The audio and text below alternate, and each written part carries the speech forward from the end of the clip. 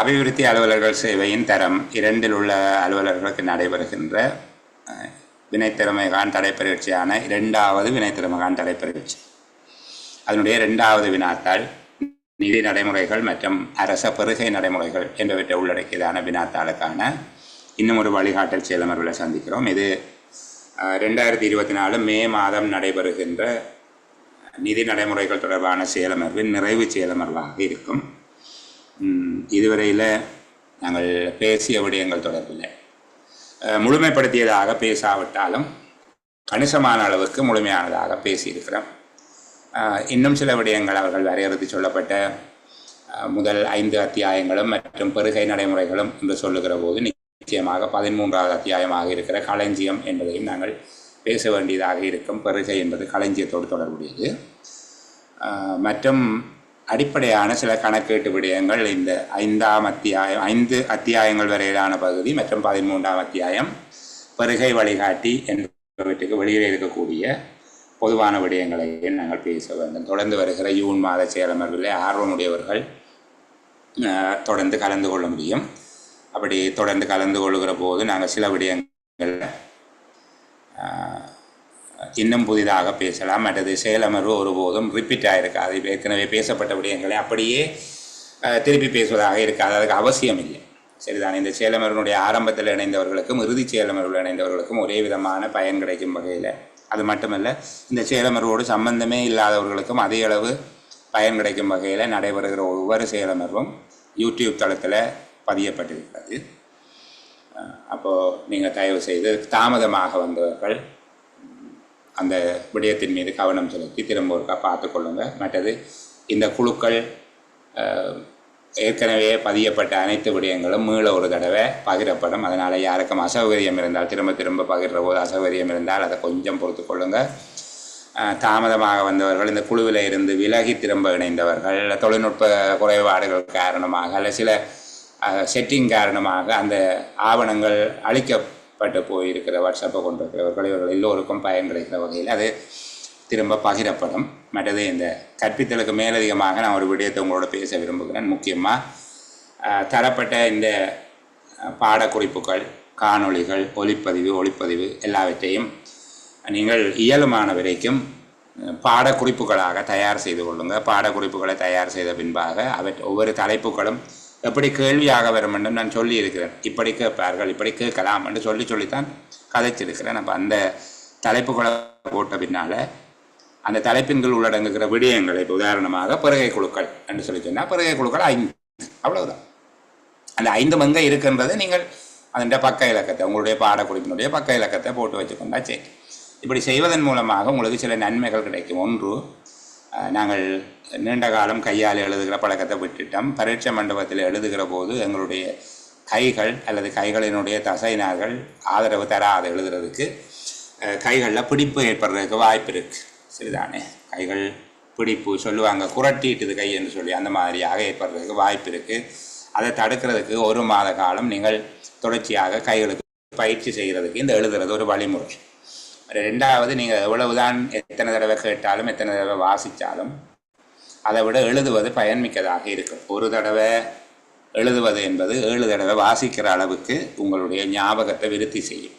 ஏற்கனவே நீங்கள் கேட்டிருக்கிற விடயங்கள், வகுப்பில் இருந்த விடயங்கள் என்பவற்றை திரும்ப ஒருக்கா எழுதி கொள்வதன் மூலமாக அது உங்களுடைய தற்காலிக நினைவகத்தில் இருந்து நிரந்தர நினைவகத்துக்கு, டெம்பரரி மெமரியில் இருந்து பெர்மனன்ட் மெமரிக்கு இடம் மாற்றப்படும். அப்போது கேள்வியை பார்க்குற போது உங்களுக்கு விடைகள் ஞாபகம் வருவதற்கு வாய்ப்பு இருக்குது. சரிதானே?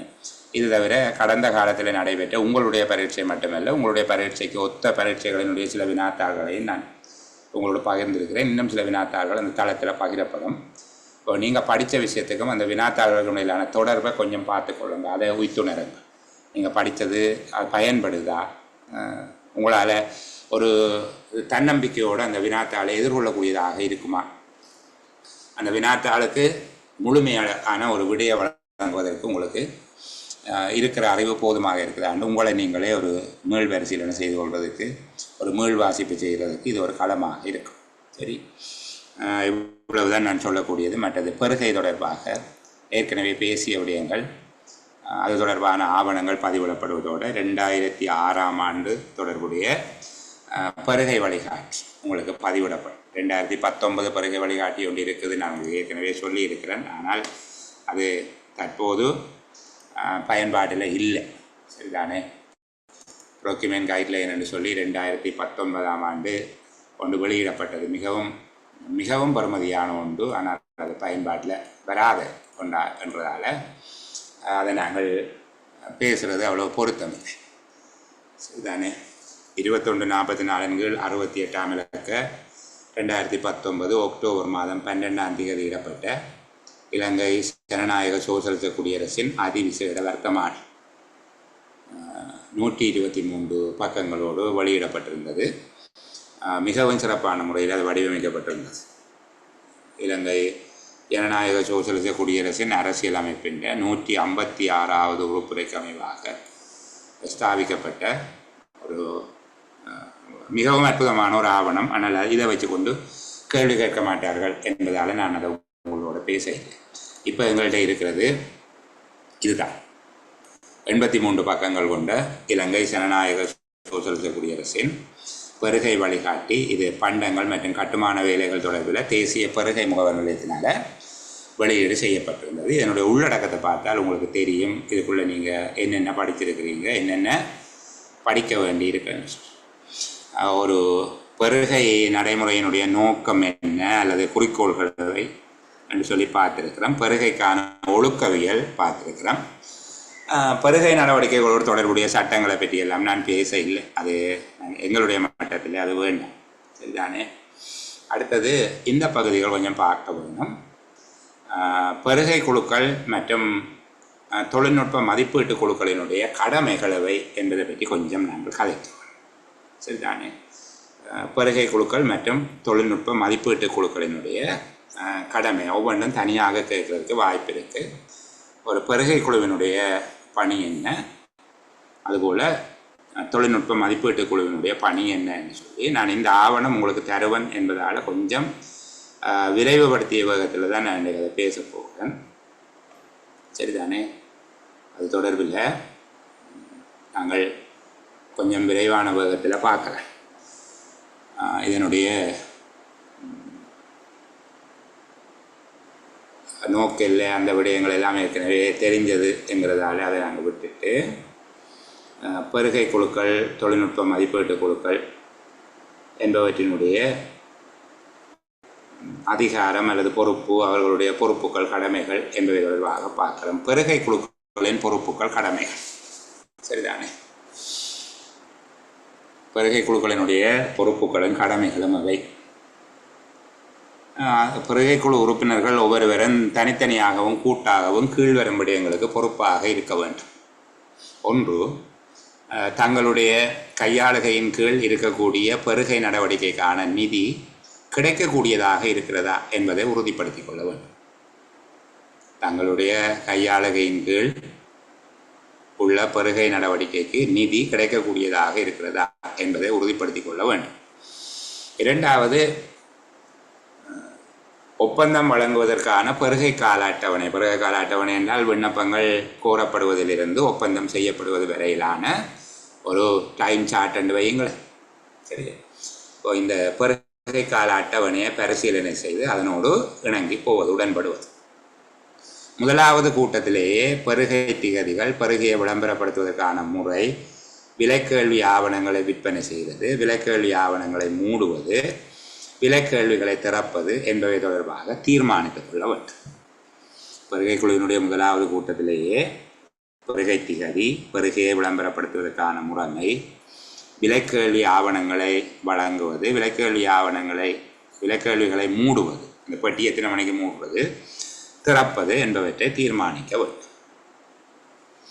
விலைக்கேள்வியில் பயன்படுத்த வேண்டிய ஒப்பந்த ஆவணங்களினுடைய வகை, அவற்றின் தன்மை தொடர்பாக மதிப்பீட்டு குழுவிடம், தொழில்நுட்ப மதிப்பீட்டு குழுவோடு கலந்துரையாடி உடன்பாடு காண வேண்டும் அல்லது இணக்கம் காண வேண்டும். தங்களுக்கு பொருத்தமானது என கருதுகின்ற விடயங்களில் தெளிவுபடுத்தல்களை வழங்குவதற்கு, அவை தொடர்பாக வேண்டுகோள் விடுப்பதற்கு தொழில்நுட்ப மதிப்பீட்டு குழுவை பணிக்க வேண்டும். அதாவது இந்த இந்த விடயங்களில் அவர்களுக்கு தெளிவுபடுத்தலை வழங்க வேண்டிய பொறுப்பு தொழில்நுட்ப மதிப்பீட்டு குழுவுக்குரியது. அதற்குரிய பணிப்பினை வருகை குழுக்கள் வழங்க வேண்டும். தொழில்நுட்ப மதிப்பீட்டு குழுவினுடைய மதிப்பீட்டு அறிக்கை மற்றும் அவர்களுடைய ரெக்கமெண்டேஷன் விதப்புரையை பரிசீலனை செய்ய வேண்டும். இப்போ இதில் இருக்கக்கூடிய இந்த 6 விடயங்களையும் கொஞ்சம் ஞாபகம் வச்சுக்கொள்கிற மாதிரி பாருங்கள். பெருகை குழுக்களின் பொறுப்புகளை அல்லது பெருகை குழு ஒன்றின் பொறுப்பு என்னென்னா அவர்களுடைய கவனத்தின் கீழ் உள்ள அவர்களுடைய கையாளுகையின் கீழ் உள்ள பெருகை நடவடிக்கைக்கு நிதி கிடைக்கக்கூடியதாக இருக்கிறதா என்பதை உறுதிப்படுத்திக் கொள்வது, திட்டமிட்டபடி ஒப்பந்தத்தை வழங்குவதற்கான பெருகை கால அட்டவணையை பரிசீலனை செய்து அதனோடு உடன்பட்டுக் கொள்வது, முதலாவது கூட்டத்திலேயே பெருகை திகதி, பெருகையை விளம்பரப்படுத்துகின்ற முறைமை, விலைக்கேள்வி ஆவணங்களை விற்பனை செய்வது, விலைக்கேள்வி ஆவணங்களை மூடுவது, கேள்விகளை திறப்பது என்பவற்றை தீர்மானித்துக் கொள்ள வேண்டும். பயன்படுத்த வேண்டிய ஒப்பந்த ஆவணங்கள், படிவங்கள் அவற்றினுடைய வகை தொடர்பாக தொழில்நுட்ப மதிப்பீட்டு குழுவுடன் கலந்துரையாடி உடன்பாடு காண வேண்டும். பொருத்தமானது என்று கருதுகிற விடயங்களில் தெளிவுபடுத்தல்களை வழங்குதல் அல்லது அவை தொடர்பில் வேண்டுகோள் விடுப்பது, பங்கு பெற்றுவது என்பவற்றுக்காக தொழில்நுட்ப மதிப்பீட்டு குழுவுக்கு பணிப்புரை வழங்க வேண்டும். தொழில்நுட்ப மதிப்பீட்டு குழுவினால் வழங்கப்படுகிற மதிப்பீட்டு அறிக்கைகளையும் விதப்புரைகள் என்பது சிபாரிசுகள் என்று வச்சுக்கொள்ளுங்க, விதப்புரைகளையும் பரிசீலனை செய்தல் வேண்டும். இப்போ இது பெருகை குழுவினுடைய பொறுப்புகள். இப்படியே தொழில்நுட்ப மதிப்பீட்டு குழுவினுடைய பொறுப்புகள் என்ன என்று சொல்லி கேட்கப்பட்டால் அந்த பகுதியை நாங்கள் பார்த்துறோம். சரிதானே? தொழில்நுட்ப மதிப்பீட்டு குழு கீழ்வரும் செயற்பாடுகளுக்கு அங்கத்தவர்கள் ஒவ்வொருவரும் தனியாகவும் கூட்டாகவும் பொறுப்பாக இருக்க வேண்டும். இயன்றவரை குறைந்த காலத்தில் கேள்வி நடைமுறைகளை நிறைவு செய்வதற்கு பெருகை கால அட்டவணையை விதந்துரைத்து இவதான் ரெக்கமெண்ட் பண்ணுறது. பெருகை கால அட்டவணையை விதந்துரைத்து பெருகை குழுவோடு உடன்படுதல். ஆக குறைந்த காலப்பகுதியில் ஒப்பந்தத்தை வழங்குவதற்கென, அதாவது இந்த கேள்வி நடைமுறைகளை நிறைவு செய்வதற்கென ஆக குறைந்த காலப்பகுதியில் கேள்வி நடைமுறையை நிறைவு செய்வதற்கு பெருகை கால அட்டவணையை விதந்துரை செய்து பெருகை குழுவோடு உடன்பட வேண்டும். இரண்டாவது, அமைப்பு குறிப்பீடுகள், இனம், தன்மை என்பவற்றை அவற்றினுடைய போட்டித்தன்மையை மேம்படுத்த முடியுமா? அதாவது அமைப்பு குறியீடுகள் என்பது இதில் சொல்லப்படுற தமிழுக்குரிய சரியான விளக்கம் என்னென்னா ஸ்பெசிஃபிகேஷன் சொல்லுவார்கள். ஸ்பெசிஃபிகேஷன் எங்கே எப்படி இருக்க வேணுமெங்கிறதுக்கான அந்த மாதிரிகள் போன்றவை அமைப்பு குறியீடுகள். அதை பரிசீலனை செய்து அங்கீகரிக்கிறது. அவங்க சொல்லுவாங்க, இப்போ தூண் இப்படி என்று சொல்லி அந்த அமைப்பு குறியீடு வழங்கப்பட்டால் அது சரியா? தொழில்நுட்ப மதிப்பீட்டு குழுன்றது அது இது சார்ந்த தொழில்நுட்ப விடயங்களை பார்க்குற அமைப்பு. ஆகவே அமைப்பு குறியீடுகளை பரிசீலனை செய்து அங்கீகரிக்கிறது. சரிதானே?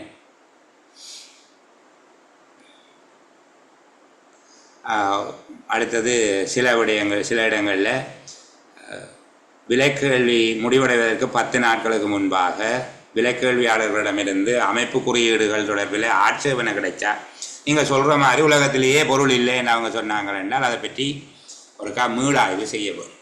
சரிதானே? அதை பற்றி மீளாய்வு செய்ய வேண்டும். சில வேளைகளில் அது அவர்கள் செய்ய வேண்டி இருக்கு.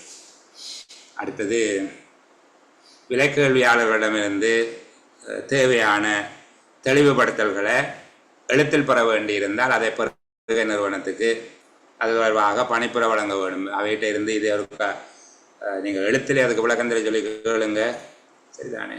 அதுபோல் விலைக்கேள்வி ஆவணங்களுக்கு ஏதாவது அனெக்ஸ் வைக்க வேண்டியிருந்தால் என்ன பிற்சேர்க்கைகளை வழங்க வேண்டியிருந்தால் அதை அங்கீகரிக்கிறது. பெருகை நிறுவனத்தோடு விலைக்கேள்வி ஆரம்பிக்கிற நடவடிக்கையில் கலந்துரையாடி அவைக்கு ஒரு வழிகாட்டலை வழங்கி உடன்படுகிறது.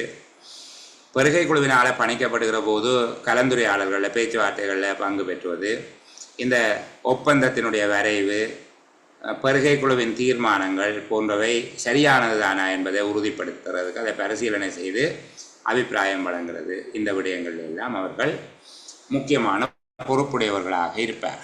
யார்? தொழில்நுட்ப மதிப்பீட்டு குழு. இந்த தொழில்நுட்ப மதிப்பீட்டு குழுவை நியமிப்பவர் யாரெண்டா பெருகை குழுவை நியமிக்கின்ற போதே அதனையும் அந்த நியமன அதிகாரி நியமிப்பார். அவ்வளவுதான். சரிதானே? பெருகை குழுவை நியமிக்கின்ற அதிகாரியே தொழில்நுட்ப மதிப்பீட்டு குழுவையும் நியமிப்பவராக இருப்பார். அதை புரிஞ்சு கொண்டாச்சு. அடுத்தது பெருகை குழுக்களினுடைய அமைப்பு தொடர்பாக எல்லாம் நீங்கள் பார்க்க தேவையில்லை. அது பொதுவாக அங்கத்தவர்களுடைய எண்ணிக்கை 3, சரிதானே? 3 பேருக்கு குறையாமல் இருக்க வேணும். இல்லை பெருகை குழுக்களினுடைய வகைகள் நான் ஏற்கனவே உங்களுக்கு சொல்லிட்டேன். அமைச்சரவையால் நியமிக்கப்பட்ட பெருகை குழு, அதில் அமைச்சரவையால் நியமிக்கப்பட்ட நிலையியல் பெருகை குழு என்று இருக்குது, அமைச்சரவையினால் நியமிக்கப்பட்ட பெருகை குழு. அடுத்தது அமைச்சு பெருகை குழு. இந்த ஆப்பேக்கு ஒன்றாங்க எல்லாம் எழுத மாட்டார்கள். உண்மையில் அங்கே எம்பிசி என்ன ஆங்கிலத்தில் தான் எழுதுவினோம். ஆனால் நாங்கள் அதை பார்த்துக்கொள்வோம். அமைச்சு பெருகை குழு, திணைக்கள பெருகை குழு, கருத்திட்ட பெருகை குழு, பிராந்திய பெருகை குழு, சரிதானே? இப்போ இதில் என்னுடைய உறுப்பினர்கள் யார் என்பது தொடர்பில் எல்லாம் எங்களுக்கு வேண்டாம். அது கொஞ்சம் நீங்கள் உண்மை சொன்னால் இந்த புத்தகம் 100 மணித்தியாலம் படிப்பிக்கலாம். வடக்கு மாகாணத்தினுடைய அபிவிருத்தி பயிற்சியாளர் 100 மணித்தியாலம் பொறியியலாளர் சண்முகநாதன் ஐயா அவர்களுடைய அவர் மட்டும்தான் வளவாளர். அவருக்கு உதவியாளர்கள் இருக்கிறார்கள். அவர் வளவாளராக கடமையாற்றுகிற 100 மணித்தியாலம் கொண்ட ஆங்கில மொழி மூலமான இந்த துறையில் ஒரு சான்றிதழ் கேட்க வேண்டிய அவர்கள் செய்கிறார்கள். அந்த அளவுக்கு இதை படிப்பிக்கலாம்.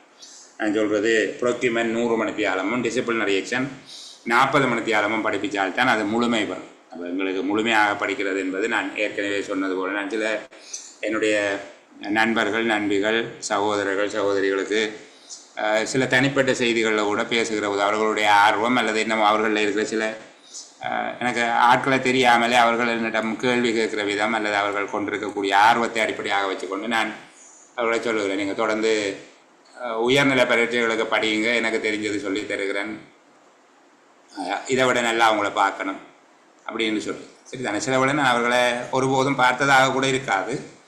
அதுபோல் தான் உங்களுக்கும் சொல்லுகிறேன், இந்த துறைகளில் ஆர்வம் இருக்கக்கூடியவர்கள் இது தொடர்பாக நீங்கள் படித்து கொள்ளலாம்.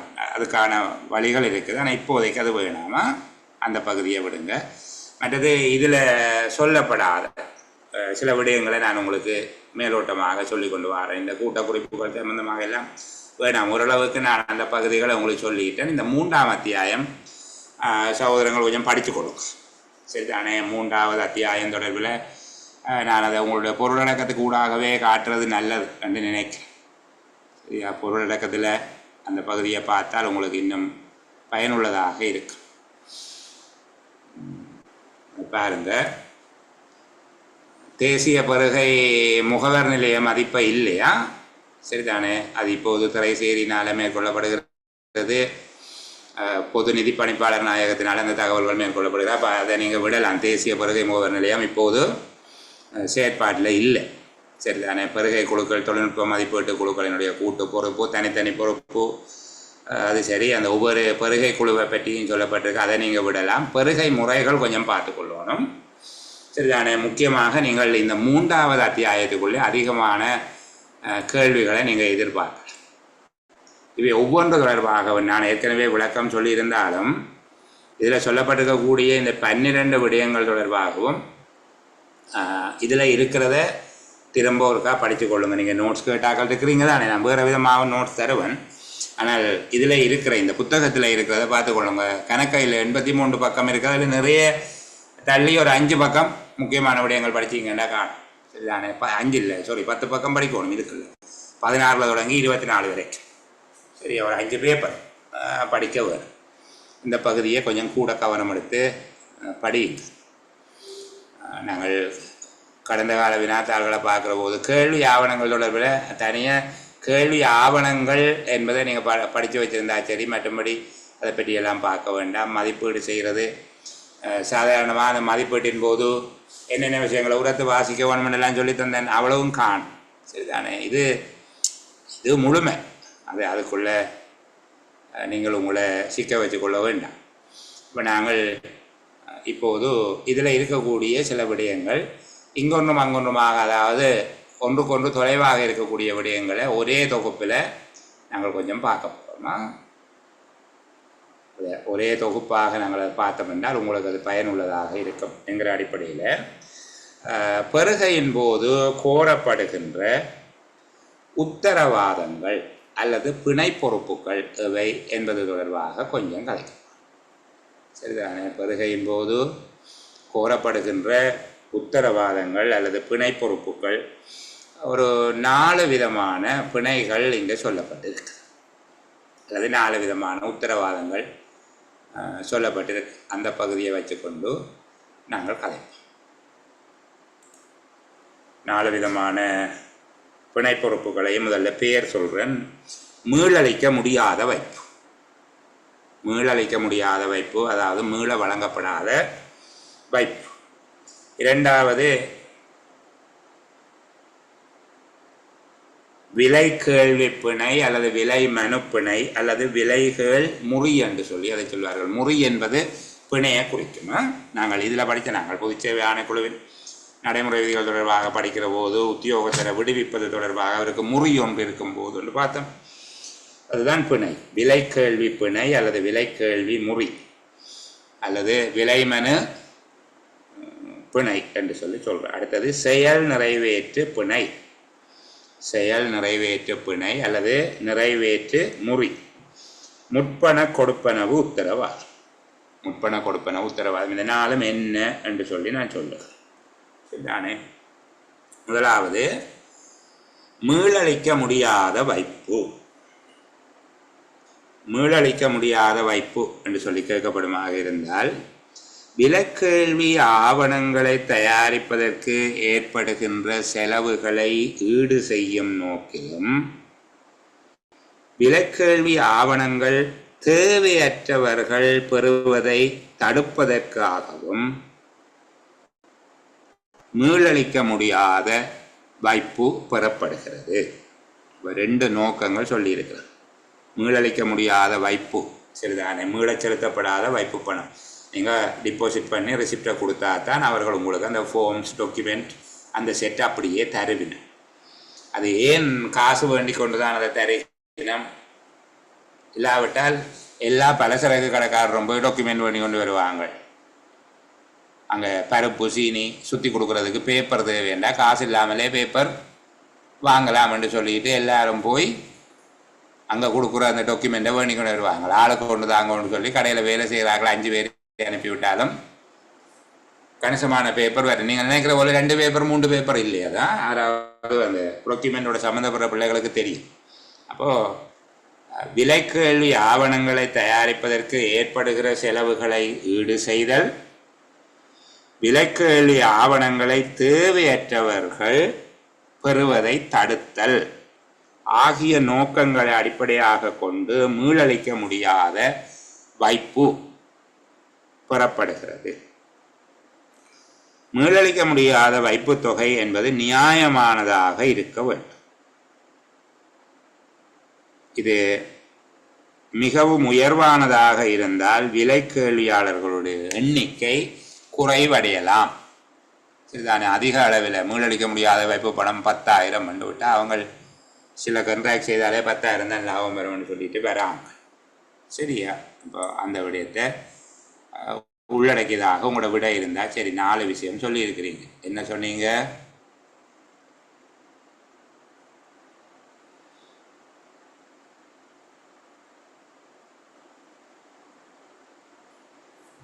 மீளளிக்க முடியாத வைப்பு அல்லது மீளளிக்க முடியாத விலைக்கேள்வி என்பது 2 நோக்கங்களுக்காக அறவீடு செய்யப்படுகிறது. முதல் அந்த விஷயத்தை ஒருக்கா பார்க்கணும். மீளளிக்க முடியாத விலைக்கேள்வி அல்லது மீளளிக்க முடியாத வைப்பு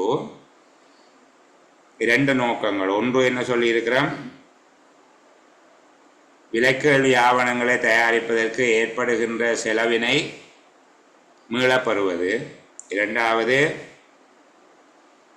விலைக்கேள்வி ஆவணங்கள் தேவையற்றவர்கள் அல்லது அனாவசியமாக பெறப்படுவதை தடுப்பது. அதற்கு மேலதிகமாக எவ்விதமான பண்புகளை கொண்டிருக்க வேண்டும். மீளளிக்க முடியாத வைப்புத்தொகை நியாயமானதாக இருக்க வேண்டும். அதே போல அது அதிகூடுதலாக காணப்பட்டால் விலைக்கேள்வியாளர்களுடைய எண்ணிக்கை அல்லது அவர்களுடைய ஈடுபாடு குறைவடையலாம் என்று சொல்லப்பட்டிருக்கு. சரி, அடுத்தது விலைக்கேள்வி பிணை. சரிதானே? இந்த விலைக்கேள்விக்கான பிணை என்பது விலைக்கேள்வி சமர்ப்பிக்கும் போது விலைக்கேள்வி பிணை சமர்ப்பிக்க வேண்டும். அதனுடைய செல்லுபடி காலம் முதல். அதுக்கு முன்னுக்கு இந்த விலை கேள்வி பண்ணிண்டா என்ன, அதை ஏன் பற்றி கொள்வது என்று சொல்லிட்டு அதை பற்றி கதைக்கிறனே, சரிதானே? சில பேர் இந்த விலை கேள்வியை கொடுத்துட்டு, விலை கேள்வியினை கொடுத்துட்டு கடைசி நேரத்தில் அதை மீள பெற போகிறோம் என்று கேட்பாங்க. நாங்கள் வித்ரோ பண்ண போகிறோம் தாங்க என்று சொல்லி கேட்பார்கள். விலை கேள்வியாளர்கள் அவர்களுடைய கேள்வி மனுக்களை மீளப்பெறுவதை, அதாவது செல்லுபடி காலத்துக்குள்ள மீளப்பெறுவதை தடுப்பது, மீளப்பெறாமல் இருப்பது, சரிதானே? அதே போல் இந்த விலை கேள்வியிலே ஏதாவது கணித பிழைகள் இருந்தால்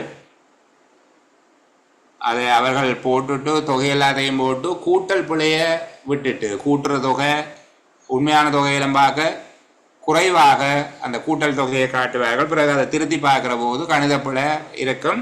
அப்போ அதில் இருக்கிற அந்த குறைபாடுகள் ஏதும் இருந்தால் அவர்கள் அதை ஏற்றுக்கொள்ள வேண்டும்.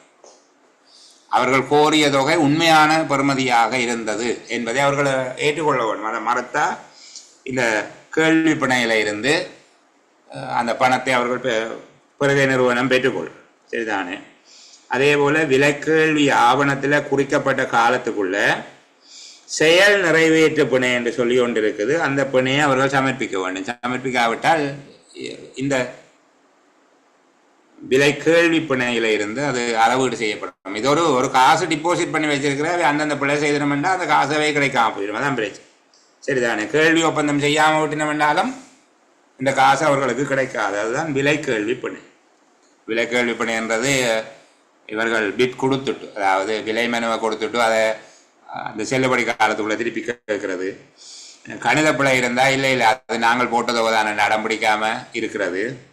அதே போல குறிக்கப்பட்ட காலத்துக்குள்ளே அவர்கள் செயல் நிறைவேற்று பிணை என்று சொல்றது வேண்டிய பெர்ஃபார்மன்ஸ் பாண்ட், செயல் நிறைவேற்று பிணையை சமர்ப்பிக்கிறது. மற்றது கேள்வி ஒப்பந்தம் அவர்கள் செய்ய வேணும். கடைசியாக உடன்பட்டு அவர்கள் ஒப்பந்தம் செய்ய கூப்பிடுற போது அவர்கள் அதை ஏற்றுக்கொள்ளாமல் விட்டால் இந்த பிணை காசில் இருந்து அறவிட்டுடும், சரிதானே? அப்போ இது எப்படி அறவிடப்படுகிறது? விலைக்கேள்வி பிணை என்பது விலைக்கேள்வி மதிப்பீட்டு கிரியத்தில் 1-2% உட்பட்டதாக இருக்க வேணும். சரியா 2% என்றால் அவங்களுக்கு தெரிஞ்சிடும் எஸ்டிமேட்டின் தொகை எவ்வளவு. அல்லது சரியா 1% சொல்லி நீங்கள் போட்டு விட்டீங்கன்னா அவங்களுக்கு தெரியும். அதை 100ஆல் பெருக்கி பார்த்துட்டு எஸ்டிமேட்டில் இதுதான் தொகை இருக்குது, அவங்கள அதை விட குறைச்சி கேட்டு தங்களுடைய கேள்வியை பெற்றுக்கொள்வார்கள், ஒப்பந்தத்தை பெற்றுக்கொள்வார்கள். அப்படி அவர்கள் அதை மதிப்பிட விடக்கூடாது. அப்போ என்ன செய்யணும்? 1-2% உட்பட்டதாக இருக்க வேண்டும். எல்லா விலை மனுதாரர்களும் விலைக்கேள்வி பிணைகள் செலுத்த வேண்டும். காசாக வைப்பு செய்வதாக இருந்தால் அது மதிப்பீட்டு கிரியத்தில் 0.5 1% இருக்கலாம். வங்கி உத்தரவாதமும் அதுக்கு கொடுக்கலாம். வங்கி உத்தரவாதமாக இருந்தால் 1-2% உட்பட்டதாக இருக்கும், சரிதானே? விலைக்கேள்வியை சமர்ப்பிக்கும் போதே விலைக்கேள்வி பிணையும் சமர்ப்பிக்க வேண்டும். இதுதான் அந்த உரத்து வாசிக்கிறதுல ஒன்று. விலைக்கேள்வி பிணை சமர்ப்பிக்கப்பட்டுள்ளதா என்பதை உரத்து வாசிக்க வேண்டும் என்று படித்தோம். விலைக்கேள்வி பிணையினுடைய செல்லுபடி காலம் விலை கேள்வியின் செல்லுபடி காலத்தில் இருந்த அந்த கேள்வி எவ்வளவு காலத்துக்கு செல்லுபடி என்று சொல்லி அங்கே அறிவிச்சிருப்பினோம். அவர்கள் சமர்ப்பிக்கிற இந்த கேள்வி கோரல் எவ்வளவு நாளுக்கு செல்லுபடி என்று அதை விட 2 கிழமை கூடுதலாக இது செல்ல வேண்டும். இது விலைக்கேள்வி பிணையினுடைய செல்லுபடி காலம் விலைக்கேள்வியின் செல்லுபடி காலத்திலும் பார்க்க 14 நாள் கூடுதலாக இருக்க வேண்டும். சரி, அடுத்தது செயல் நிறைவேற்று பிணை. செயல் நிறைவேற்று பிணை என்றது கட்டுமான வேலைகளாக இருந்தால் ஒப்பந்த பெறுமதியிலே 5%, பண்டங்கள் சேவைகளாக இருந்தால் ஒப்பந்த பெறுமதியில 10%. ஒப்பந்தம் செய்யப்படுகின்ற போது இந்த செயல் நிறைவேற்று பிணை பெறப்படும். ஒப்பந்தம் செய்யப்படுகிற போது செயல் நிறைவேற்று பிணை பெறப்படும். ஒப்பந்த காலம் ஒன்று இருக்கும். எவ்வளவு காலத்துக்குள்ளே அவர்கள் அந்த வேலையை முடிக்க வேண்டும் என்று அதை விட 28 நாள் கூடுதலாக இருக்கவும், அதை விட 28 நாள் கூடுதலான திகதியை கொண்டிருக்க வேண்டும் செயல் நிறைவேற்று பிணை. ஏன் இந்த செயல் நிறைவேற்று பிணையை பெறுகிறது என்று சொன்னால் ஒப்பந்த முறிவு ஏற்படாமல் இருப்பதற்கு. அவர்கள் இடையில கையவிட்டு போனால் இந்த 5% அல்லது 10% என்கிற அந்த அவர்கள் பெற்றுக்கொண்ட பணம் செயல் நிறைவேற்று பிணை அது வங்கி உத்தரவாதமாகவும் கொடுக்கலாம். ஆனால் அந்த சர்டிஃபிகேட்டை கொண்டு கொடுத்தோன்னா வங்கி காசு கொடுக்க வேணும். அப்போ ஒப்பந்த முறிவு ஏற்படாமல் இருப்பதற்கு பெறுகை நிறுவனத்தை பாதுகாப்பதற்காக செயல் நிறைவேற்று முறை பெறப்படுகிறது என்று சொல்றாங்க. சரியா? நான் இந்த சொல்லுகிற விஷயத்தை திரும்ப ஒருக்கா நீங்கள் வாசித்து பார்க்கறது தான் உங்களுக்கு நல்லது. மற்றது முற்பண கொடுப்பனவு உத்தரவாதம். முற்பண கொடுப்பனவு உத்தரவாதம் என்று சொல்றது, நாங்கள் அட்வான்ஸ் கொடுப்போம் அவர்களுக்கு. ஆனால் அந்த அட்வான்ஸை வாங்கிட்டு அவங்க எது நழுவுவாங்களாக இருந்தால் அந்த அட்வான்ஸுக்கு எங்களுக்கு ஒரு ஆள் பொறுப்பு நிற்க வேண்டும். சரிதானே? அந்த பொறுப்பு நிற்கிற உத்தரவாத நடவடிக்கையை தான் நாங்கள் முற்பண கொடுப்பனவு உத்தரவாதம் என்று சொல்றோம். ஏற்றுக்கொள்ளக்கூடிய ஒரு பிணையை அவர் சமர்ப்பித்தால் ஒப்பந்த தொகை 50 மில்லியனுக்கு மேற்படாவிட்டால் அதனுடைய 30 வீதத்தையும், 50 வீதத்துக்கு மேற்பட்டால் ஒப்பந்த தொகையில் 20 வீதத்தையும் முற்பணமாக வழங்க முடியும். 50 மில்லியனுக்கு மேற்படாததுக்கு 30 வீதம், 50 மில்லியனுக்கு மேற்பட்டால் 20 வீதத்தை நாங்கள் அட்வான்ஸாக கொடுக்கலாம். சரிதானே? இதே போல இறக்குமதி தொடர்பாக முற்பணமாக இருந்தால், நாணய கடிதம் பெறப்பட்டிருந்தால் நாணய கடிதத்தின் பெறுமதியில் 30 வீதம் முற்பணமாக கொடுக்கலாம். ஒப்பந்த பெறுமதியில் 90 வீதம் வரைக்கும் நீங்கள் பேமெண்ட் செய்யக்குள்ள இந்த காசை கடிச்சு போடும். 90 வீதமான கொடுப்பனவு செய்கிற வேளையில் கொடுத்த அட்வான்ஸ் எல்லாம் செட்டில் பண்ணி முடிஞ்சிட வேணும். அப்போ இந்த அட்வான்ஸ் எப்படி கொடுக்கலாம் என்றால், அதுக்குரிய முற்பண கொடுப்பனவு உத்தரவாதம் ஒரு வங்கி கடிதம் கொடுக்குது. சரிதானே? இலங்கையில் உள்ள வங்கி அல்லது இலங்கையில் இயங்குகின்ற ஒரு வங்கி. அதை விட இன்னொன்று இருக்குது, இந்த கன்ஸ்ட்ரக்ஷன் கரண்டி ஃபண்டுன்னு சொல்லி. கன்ஸ்ட்ரக்ஷன் கரண்டி ஃபண்டுன்றது நிர்மாணிப்பு உத்தரவாத முறை அல்லது நிர்மாண உத்தரவாத முறை. அதே போல் இன்சூரன்ஸ் ஏஜென்சி அவர்கள் எல்லாம் இந்த உத்தரவாதத்தை கொடுக்கலாம். சரிதானே? இந்த உத்தரவாதம் கொடுத்தால் நாங்கள் அட்வான்ஸை கொடுப்போம். அவங்க கொண்டு ஓடினால் இந்த வங்கியோ காப்புறுதி நிறுவனமோ நிர்மாண உத்தரவாத முறை என்று சொல்லுகிற அதன் மூலமாகவோ அதை பெற்றுக்கொள்ளக்கூடியதாக இருக்கும். சரிதானே? அடுத்தது பிடிபணம். பிடிபணம் இன்னும் ஒரு விதமான ஒரு கட்டுப்பாடு அல்லது ஒரு விதிப்பு. என்ன பிடிபணம் என்றால் என்ன? ஒரு குறைபாட்டு பொறுப்பு காலம். குறைபாட்டு பொறுப்பு காலம்ன்றது அதில் அந்த செய்யப்பட்ட வேலையில் ஏதேனும் குறைபாடு இருக்குமாக இருந்தால் ஒப்பந்ததாரரே அந்த குறைபாடுகளை நிவர்த்தி செய்ய வேண்டிய பொறுப்புடையவர். குறைபாடுகள் ஏதேனும் அந்த வேலைகளில் காணப்படுமாக இருந்தால் அந்த குறைபாடுகளை நிவர்த்தி செய்ய வேண்டிய பொறுப்புடையவராக ஒப்பந்தக்காரரே இருப்பார். ரிட்டன்ஷன் பண்ணி ஓகே, அதான் பிடிபணம். ஓகே, சரி.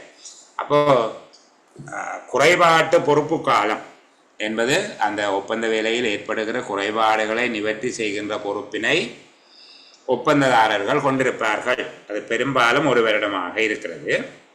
இந்த ஒப்பந்த பொறுப்பு கால பகுதியில் குறைபாடுகளை ஒப்பந்தக்காரரை கொண்டு நிறைவேற்றுவதற்காக அந்த பெறுமதியில் குறிப்பிட்ட ஒரு சதவீதம் பிடித்து வைத்திருக்கப்படும்.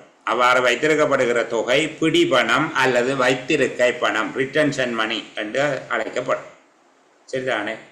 இந்த விலைக்கேள்வி ஆவணத்தில் அல்லது ஒப்பந்தத்தில் சொல்லப்பட்ட வீதத்தில் பிடிபணம் அறவிடப்படும். பிடிபணம் பற்றி ஒப்பந்தத்தில் எதுவும் சொல்லப்படாவிட்டால் ஒப்பந்த பெறுமதியில் 5 வீதம் கழிக்கப்படும். சரிதானே? அப்போ ஆரம்பத்தில் கொடுப்பனவு செய்கிற போது, பகுதியாக கொடுப்பனவு செய்யும் போது 10 வீதம் அறவிடுவினம். 10 வீதம் அறவிட கொடுப்பனவின் 10 வீதம். அப்படி அறவிடுகிற மொத்த தொகை ஒப்பந்த தொகையின் 5 வீதத்துக்கு மேற்படக்கூடாது. 5 வீதமாக இருக்கும். இது சொல்கிற போது உங்களுக்கு கொஞ்சம் குழப்பமாக இருக்கும் என்று நான் நினைக்கிறேன். சரிதானே? இப்போ 10 மில்லியன் ரூபாய் ஒப்பந்த பெறுமதி என்று வைங்களே. 10 மில்லியன் என்றால் 100 லட்சம். என்ன நாங்கள் விளங்கக்கூடிய மாதிரி பார்த்துக்கொள்ளுமே. 100 லட்சம் தான் அதனுடைய ஒப்பந்த பெறுமதி. 100 லட்சத்தினுடைய 5% அளவு 5 லட்சம் ரூபாய். இப்போ வேலை நடக்குது. முதல் பார்ட் பேமெண்ட்டாக 25 லட்சம் ரூபா கொடுக்கும். 25 லட்சம் ரூபா கொடுக்குறோம். அப்போது அதில் 10 வீதத்தை அறவிடும், 2.5 லட்சம் ரூபா அறவிட்டு. சரிதானே?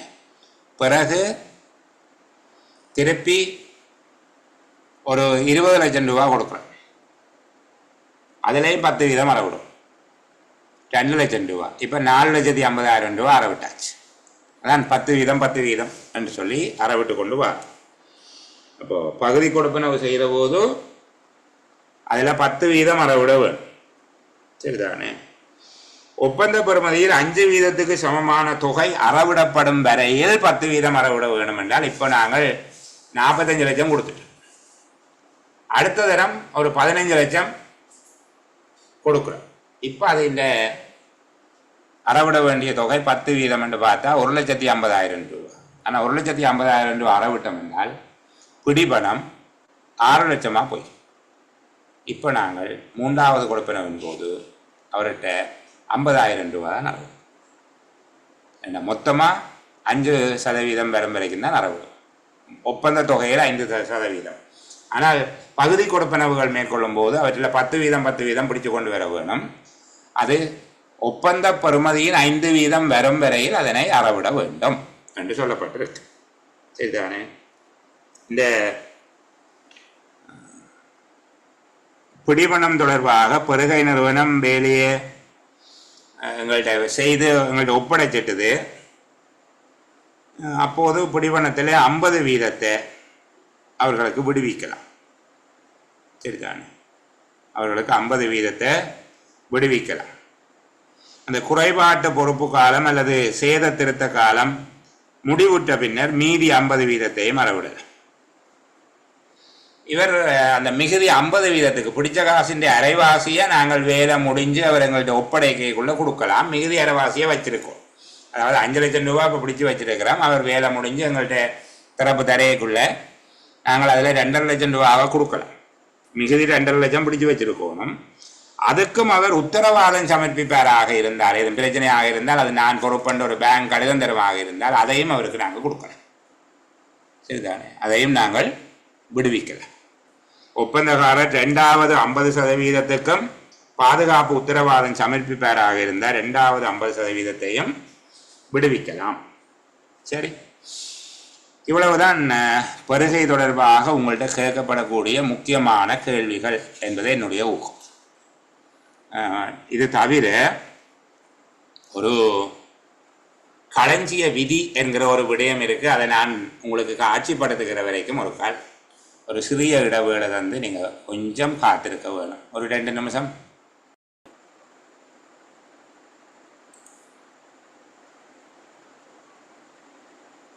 இதில் கவனிங்க. இந்த களஞ்சியம் தொடர்பான 13வது அத்தியாயத்தில் இருக்கக்கூடிய சில விடயங்களையும் நாங்கள் தொடர்ந்து வருகிற சில அமர்வுகளில் பார்க்க வேணும். ஏண்டா களஞ்சியம் தொடர்பான சுற்றாய்வு, அதாவது போர்ட் ஆஃப் சர்வே.